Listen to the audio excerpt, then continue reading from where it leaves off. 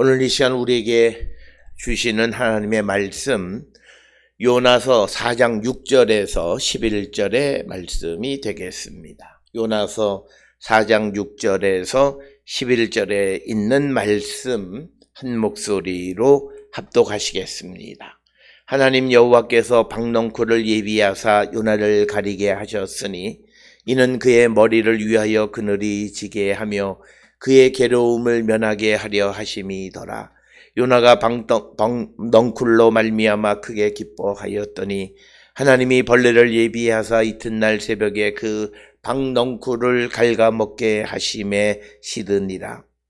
해가 뜰 때에 하나님이 뜨거운 동풍을 예비하셨고 해는 요나의 머리에 쪼임에 요나가 혼미하여 스스로 죽기를 구하여 이르되 사는 것보다 죽는 것이 내게 나으니이다 하니라. 하나님이 요나에게 이르시되 내가 이 박넝쿨로 말미암아 성내는 것이 어찌 옳으냐 하시니 그가 대답하되 내가 성내어 죽기까지 할지라도 옳으니이다 하니라. 여호와께서 이르시되 내가 수고도 아니하고 재배도 아니하였고 하룻밤에 났다가 하룻밤에 말라버린 이 박넝쿨을 아꼈거든 하물며 이 큰 성읍 니느웨에는 좌우를 분변하지 못하는 자가 12만 명이요 가축도 많이 있나니 내가 어찌 아끼지 아니하겠느냐 하시니라. 아멘. 오늘 우리가 함께 읽은 요나서 4장 6절로부터 11절에 있는 말씀은 요나가 하나님의 자비하심에 대한 반발을 하자 이제 그에게 이제 하나님께서 설명하시는 내용이 오늘 우리가 읽은 4장 6절로부터 11절까지의 말씀이 되겠습니다. 특별히 오늘 주시는 이 본문의 말씀을 통해서 하나님께서는 하나님이 만드신 이 세상의 모든 것에 대해서 하나님이 자비와 긍휼을 베푸시는 것은 당연하다라고 하는 것을 말씀하고 있습니다. 그러나 오늘 주시는 본문 그리고 우리가 요나서 전체를 통해서 알다시피 이 자기 자신의 어떤 정의감에 사로잡혀 있어서 하나님의 그 보편적인 사랑에 대해서 용납하지 못하는 요나는 하나님을 비판하는 그런 것, 하나님이 하시는 일에 대해서 못마땅하게 여기는 모습이 이 요나서가 되겠습니다. 따라서 이 요나서는 신학적으로 매우 중요한 그런 전환점이 되는데 그것은 요나의 자기중심적이고 또 민족주의적이고 배타주의적인 그런 생각에서 이제는 국제화되어지고 하나님의 보편적인 자비, 하나님의 보편성을 강조하는 것이 이 요나서가 되겠고 특별히 오늘 주시는 6절로부터 11절의 말씀이 되겠습니다. 특별히 요나는 자신이 심지도 않고 자신이 기르지도 않았던 박넝쿨 그리고 또 그 박넝쿨을 벌레가 갉아먹어서 시들게 되고 또 동풍이 불어 햇빛이 쬐니까 그가 머리에 쪼임에 혼미해서 죽는 것이 낫다라고 말하는 그런 상황 속에서 하나님이 하시는 것이 자기에게 유익하면 기뻐하지만 그러나 그것이 자기를 힘들게 하면 죽는 것이 낫다고 말하는 그 요나의 어떤 개인주의적이고 그리고 어떤 특정 파티큘러리즘이라고 특별히 우리가 부르는데 자기 자신에게만 모든 것이 초점이 맞춰져 있는 그런 시각에 대해서 이제 하나님의 입장, 하나님의 시각은 하나님이 만드신 이 세상의 모든 것을 하나님은 바라보시는 분이시다라고 하는 것을 우리에게 가르쳐주는 그런 말씀으로서 오늘 주시는 본문의 맨 마지막에 11절에 기록되어 있는 것처럼 하물며 이 큰 성읍 니느웨에는 좌우를 분변하지 못하는 자가 12만 명이요 가축도 많이 있나니 내가 어찌 아끼지 아니하겠느냐 하시니라. 그래서 하나님께서는 하나님이 만드신 모든 피조물에 대한 하나님의 자비와 긍휼하심을 갖고 계시는 분이시다.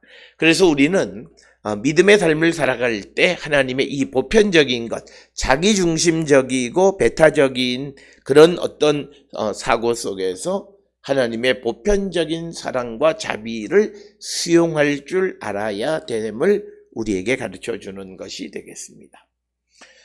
특별히 우리가 이 이스라엘 사람들이 이 자기들이 어떤 제국에 의해서 거대한 나라가 침략하지 않는 소위 다윗 솔로몬 시대나 초기의 남북 왕국 시대나 이럴 때에는 자기들끼리 다투어도 남쪽과 북쪽 자기 민족끼리 다투고 그리고 또 주변에 있는 작은 나라들과의 다툼 속에서 항상 주도권을 쥐고 있었을 때 그들은 항상 하나님이 자기 편이라고 하는 그런 선택 사상과 또는 우월주의를 가지고 있었습니다.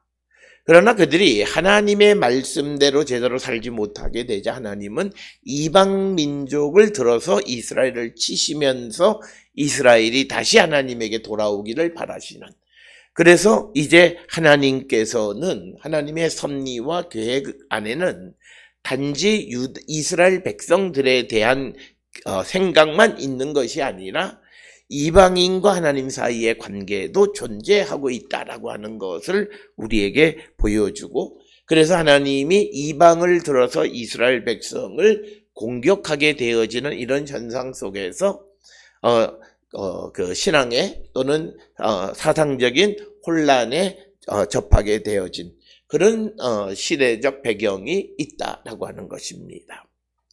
그래서 과거의 이스라엘 사람들은 오직 하나님과 자신들과만 관계를 맺고 존재한다라고 생각을 했고, 하나님은 오직 이스라엘만의 하나님이라고 생각을 했습니다만, 이제 하나님은 이스라엘의 하나님이실 뿐만 아니라 누구든지 하나님에게로 오는 자들의 하나님이시다라고 하는 것.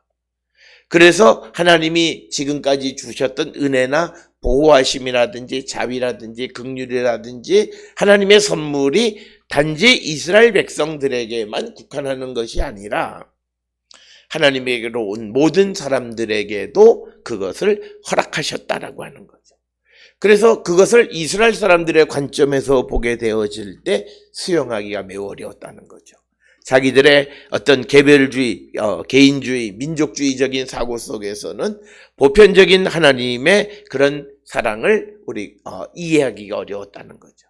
따라서 우리가 신앙을 갖는다라고 하는 것은 물론 하나님이 나를 택하시고 나를 선택하셔서 나에게 은혜를 주신다라고 하는 개인주의적인 그런 사고를 갖고 있는 것은 정상적인 것이긴 하지만, 그러나 거기에만 머물러서 하나님의 소위 보편적인 그 다른 사람들에 대한 하나님의 역사하심을 인정하지 않는 것은 그것은 잘못된 믿음이다라고 하는 겁니다. 그래서 우리가 신앙을 갖고 신앙생활을 하면서 우리가 소위 말하는 믿음이 발전했다라고 하는 것은 하나님의 그 활동이 나만을 위한 하나님이 아니라 모든 사람들을 위한, 온 세상을 위한 하나님으로 인정하고 살아가는 것이 되어야 한다. 교리적으로는 세상에 하나님은 온 세상을 만드신 창조주 하나님이라고 말들은 하지만, 그러나 현실 속에서 특히 어려움에 직면하면 하나님은 나만의 하나님이라고 하는 착각 속에 살아가는 자들이 많은데, 하나님은 보편적인 누구에게나 하나님에게로 오는 사람들을 하나님은 그들을 통해서 역사하신다.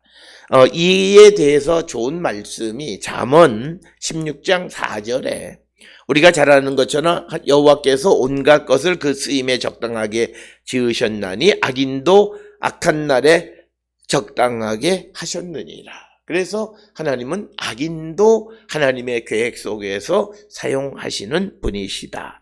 그래서 니느웨를 용서하든 니느웨를 심판하든 이것은 하나님의 계획에 의한 것이기 때문에, 요나가 자기의 생각과 자기의 어떤 경험과 자기가 가지고 있는 어떤 지식적 배경을 통해서 그 하나님의 그 자비와 하나님이 하시는 일을 판단하는 자가 되어서는 안 된다라고 하는 겁니다. 따라서 오늘 우리가 살고 있는 이 시대에도 우리가 수용하기 매우 어려운 일이 발생한다 할지라도 우리는 하나님의 계획을 믿고 그 하나님의 일을 수용하는 자가 되어야 한다. 그것이 믿음이다라고 하는 거예요. 그것이 우리가 하나님의 영역이 넓어지는 겁니다. 그래서 사람들이 어려운 일을 겪고 난 다음에 하나님을 이해하는 인식의 폭이 넓어지는 것은 바로 이것입니다. 그래서 오늘 우리가 주시는 이 요나서 4장 6절에서 11절 요나서 마지막을 통해서 하나님께서 요나에게 보여주시는 것은 사람들은 자기에게 유익한 것만 좋아하는 거예요. 그러나 하나님은 그렇지 않다라고 하는 거죠. 하나님은 사람들이 자기의 원수로 생각하는 자도 그들에게 자비와 긍휼을 베푸시는 분이시다. 그것을 강조하고 있는 것이 요나서 4장 6절에서 11절의 말씀이 되겠습니다. 그래서 우리는 이런 믿음을 갖고 살아가는 자가 되어야 하고, 우리가 성경을 볼 때에 성경에 대한 그 해석의 기본적인 기전은 바로 이런 보편주의적인 생각 속에서 우리가 성경을 이해해야 한다라고 하는 겁니다. 물론 성경은 어느 특정한 사람에 대한 선택, 개별주의적이고 민족주의적인 사고가 있는 것은 분명해요. 그렇지만 그것이 거기에만 머물러 있는 것이 아니라 점점 하나님은 온 세상을 통해서 역사하시는 분이시다라고 하는 그런 하나님의 보편적인 사랑과 역사하심을 우리가 받아들일 줄 아는 자가 되어야 한다라고 하는 것입니다. 특별히 오늘 주시는 본문의 6절에 의하면 하나님께서 이제 요나를 설득시키시기 위해서 또 구체적인 사안을 들어서 설명합니다. 그래서 이제 여호와께서 박넝쿨을 예비하셨다라고 하는 겁니다. 하나님이 준비하셨어요. 그래서 여기에서 박넝쿨이 무엇이냐? 결론은 정확하게 박넝쿨이 무엇인지는 잘 알 수 없어요. 그런데 대체로 호박의 일종일 것이다 이렇게 번역하고 있고, 특히 헬라어로 번역한 70인역에서는 호박으로 번역을 하고 있다라고 하는 거예요. 어쨌든 하나님이 박넝쿨을 준비하셔서 요나의 머리를 가리게 하신 겁니다. 그래서 그의 머리를 위하여 그늘을 지게 했고, 그래서 그의 괴로움을 면하게 하려 하신 겁니다. 그래서 요나는 박넝쿨로 말미암아 크게 기뻐했다. 오늘 주시는 이 6절에 있는 말씀에서 요나는 박넝쿨을 심지도 않았고 기르지도 않았어요. 이 모든 것은 하나님이 하신 거예요. 그런데 하나님이 하신 것이 자기에게 유익하니까 기쁜 거예요. 그런데 이어지는 이 7절, 8절에 있는 말씀을 통해서 보면 하나님이 벌레를 예비하사 이튿날 새벽에 그 박넝쿨을 갉아먹게 하심에 시드니라. 해가 뜰 때에 하나님이 뜨거운 동풍을 예비하셨고, 해는 요나의 머리에 쪼임에 요나가 혼미하여 스스로 죽기를 구하여 이르되 사는 것보다 죽는 것이 내게 나으니라 하니라. 그래서 요나는 똑같이 하나님이 하시는 일, 하나님께서 벌레를 예비하셨고 해가 뜰 때에 동풍도 다 하나님이 하신 일이에요. 그러니까 사람은 하나님이 하시는 일에 대해서 그것을 모두를 우리가 선하고 수용할 수 있는 그런 자세를 가져야 되는데, 기준이 자기 자신에게 유익하냐 유익하지 않느냐에 따라서 하나님이 하신 자기가 기뻐하기도 하고, 때로는 하나님이 하시는 일에 대해서 화를 내기도 하고 반대하기도 한다라고 하는 거예요. 우리의 믿음이 이런 믿음이 요나와 같은 이런 믿음이 되어서는 안 됩니다. 하나님은 때로는 우리에게 고난도 주실 수 있는 분이시고, 또 우리에게 선한 일로 우리에게 은혜와 복을 주시기도 하시는 분이십니다. 그렇다고 해서 우리가 고난 속에 있다 해서 그것이 하나님이 하시지 않는 것은 아니라 하나님이 모든 것을 주관하시는 분이시다. 그래서 우리는 우리가 부활하신 주님이 이제 승천하셔서 하나님 우편에서 마지막 세상을 심판하는 재림하실 때까지 이 세상을 통치하시는 분이에요. 그래서 이 세상의 모든 것은 예수님의 주권 아래에 굴복하고 예수님 아래 모든 것이 굴복되어져 있고 세상을 주관하시는 분은 예수 그리스도이십니다. 그래서 우리에게 되어지는 모든 일들이 그것이 나에게 유익하든 유익하지 않든 다 하나님이 하시는 일로 수용하고 그것에 대해서 우리가 원망하거나 불평하거나 어떤 우리의 판단을 우리가 제시해서는 안 됩니다. 그래서 우리가 하나님 하시는 일에 가부를 말하면 안 된다라고 하는 거예요.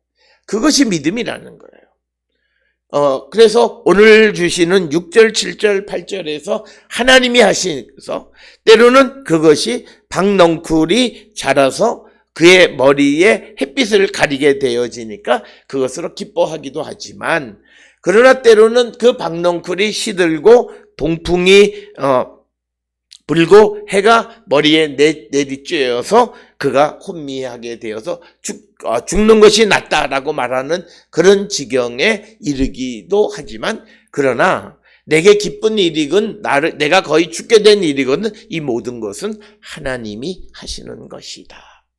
그래서 우리에게 중요한 세계관은 어떤 이들은 내게 좋은 것만 하나님이 주시고 나쁜 거는 사탄 마귀가 줬다라고 얘기하는데 그게 아니라는 거예요. 오늘 주시는 본문에서 분명히 여호와께서 우리에게 박넝쿨을 준비하시기도 하고 여호와께서 벌레와 동풍을 통해서 우리가 고난을 당하게도 하시는 분이시다라고 하는 거예요.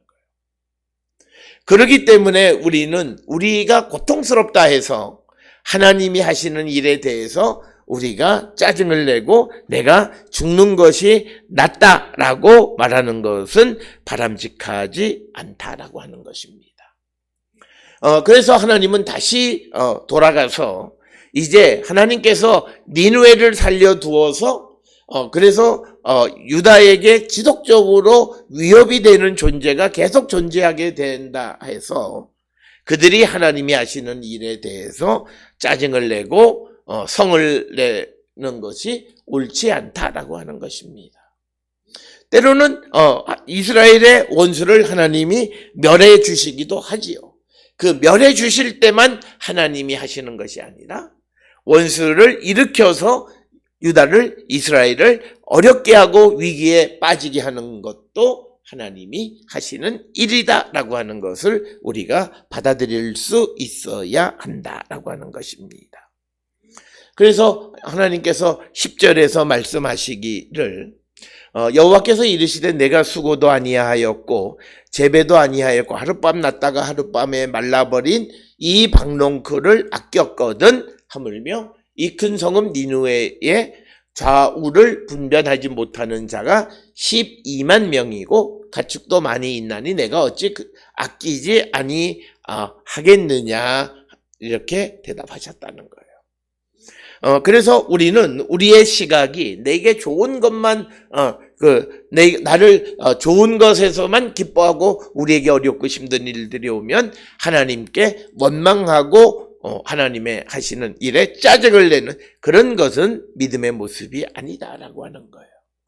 우리에게 어떤 상황이 주어질지라도 그 상황을 우리가 수용할 줄 아는 자가 되어야 하고 나와 하나님 사이의 관계만 존재하는 것이 아니라 나와 타인과의 관계, 하나님과 타인과의 관계, 그리고 하나님과 나의 원수와의 관계도 존재한다라고 하는 것을 인정하는 자가 되어야 한다라고 하는 것입니다. 그래서 오늘 우리에게 주시는 이 본문의 말씀에서 하나님이 하시는 일, 그것이 내게 기쁨이 되든 내게 슬픔이 되거나 어려움이 한다 해서 우리가 그 일을 판단하고 또 그것에 대해서 가부를 말하거나 그것에 대해서 우리가 평가하고 반대하는 일은 바람직하지 않다. 특별히 하나님이 만드신 이 세상의 것들을 하나님이 자비를 베푸시는 것에 대해서 인간이 알량한 그런 자기의 정의감이라든지 자기의 어떤 생각이라든지 관념에 의해서 그것을 판단하는 것은 바람직한 믿음의 모습이 아니다라고 하는 겁니다. 앞에서 말씀을 드렸듯이 이런 요나서의 생각은 이제 이스라엘의 아시리아, 바벨론, 페르시아 그리고 이집트 등 주변의 강대국들 즉 제국들이 몰려오면서 나라가 휘청거리고 멸망하게 되어지는, 그래서 722년 1년에 북이스라엘이 멸망하고 586년에 유다가 멸망해버리는 그런 상황 속에서 재앙이 임하게 되어지므로 그들이 가지고 있었던 여호와 하나님에 대한 신앙이 흔들리고, 지금 나라가 망하는 그런 어려움 속에서 하나님에 대해서, 하나님이 하시는 일에 대해서 원망하는, 특히 하나님께서 자기들 생각에는 이스라엘보다 거룩하지 못하다 생각하는 그런 아시리아나 바벨론이나 페르시아 이방을 통해서 하나님의 백성들을 훈계하고 심판하시는 것을 이해하거나 수용하지 못하는 모습이 이 요나서에서 나타나 있고, 이런 생각은 하박국서에서도 동일하게 나타나게 되어졌다라고 하는 것입니다.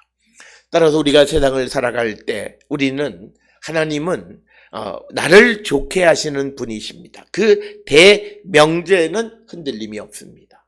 그래서 결국은 나를 구원으로 인도하시는 분이십니다. 그러나 내가 세상을 살아갈 때 내가 하나님의 말씀을 제대로 깨닫지 못하거나, 또는 내가 완악하거나, 또는 내가 완고한 고집 속에 있을 때 하나님은 하나님의 역사를 위해서 때로는 우리에게 고난을 보내시기도 합니다. 그래서 우리에게 고난도 하나님이 허락하신 거고 하나님의 일입니다. 그래서 우리가 고난을 당한다 해서 하나님을 원망하고 하나님을 판단하고 하나님이 하시는 일을 거역하는 자가 되어서는 안 되고, 비록 우리가 어렵고 힘들지만 그 어려움 속에서도 하나님이 하시는 일을 수용할 줄 아는 자가 되어야 함을 우리에게 가르쳐 줍니다. 또 경우에 따라서는 아무런 이유 없이 욥과 같이 하나님께서 우리에게 재앙을 보내실 수도 있습니다.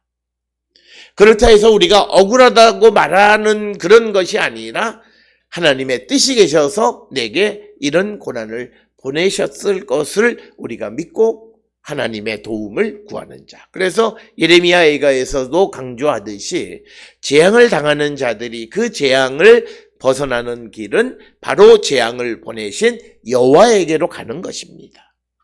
그래서 우리가 어렵고 힘든 상황 속에 있을 때 더 하나님 앞에 나가서 주님의 인도함을 받고, 그 지금 주시는 일 속에서 하나님의 뜻이 무엇인지를 깨닫고자 할 때에 우리는 살아계시는 주님을 만나 뵐 수 있다라고 하는 것입니다. 오늘 우리가 주시는 이 요나서 말씀을 마무리하면서 우리가 민족주의적인 그런 사고나, 또는 어떤 독특정주의, 그리고 어떤 개인주의적인, 그리고 자기중심적인, 그리고 배타적인 그런 하나님에 대한 이해가 아니라 우리가 보편적인 하나님에 대한 인식을 갖고 믿음의 삶을 살아가는 자가 되어야 한다라고 하는 것입니다.